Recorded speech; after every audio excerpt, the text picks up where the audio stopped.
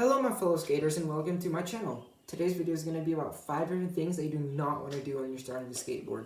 So the first thing that you do not want to do when you're starting to skateboard is mongo push. Mongo pushing is when you push with your front foot and not with your back foot.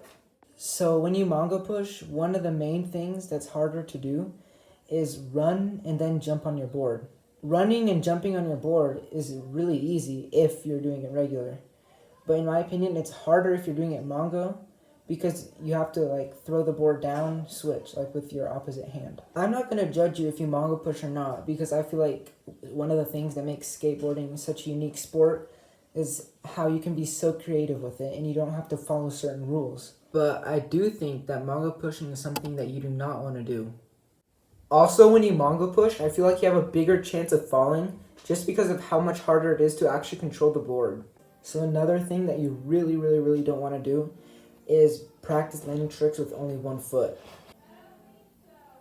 The reason that this is bad is it creates a muscle memory that is very hard to break.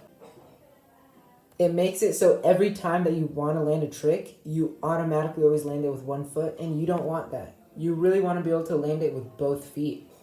So I know a lot of people suggest this here in Cairo, but it's just not a good idea. Trust me. So what I suggest is you just go for it and try to land whatever trick you're trying to land with both feet. None of that landing it with one foot stuff. Just go for it. You'll be able to progress much faster if you can do that. So the third thing that I would not suggest is learning tricks stationary.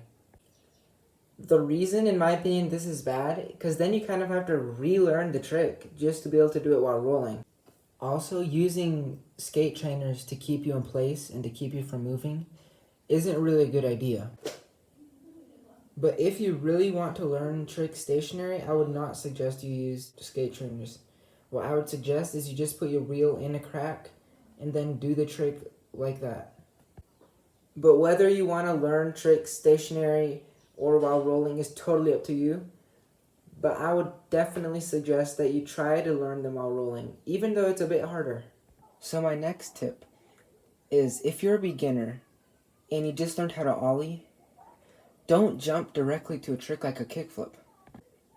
But then again, to kickflip, you don't need to know all these tricks like the backside 180, frontside 180, but they do help.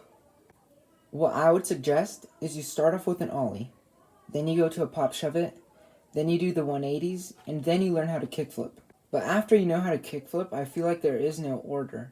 You can from kickflip, you can go directly to tray flips, you can do varial flips. There is no direct order after you learn how to kickflip. Okay, so the fifth and last tip that I have for you guys is you want to take breaks when you're learning a new trick. So what I mean by that is you do a trick for 15 minutes, and then you take a 5-minute break. And once your 5-minute break is done, you do a different trick for 15 minutes.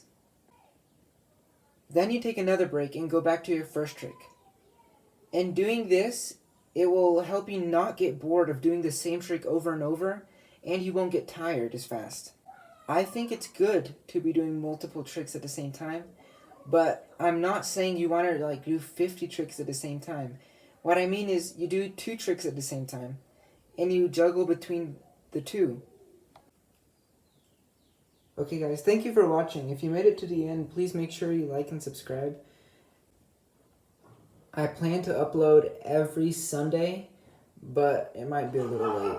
But yeah, please make sure you like and subscribe. Thank you.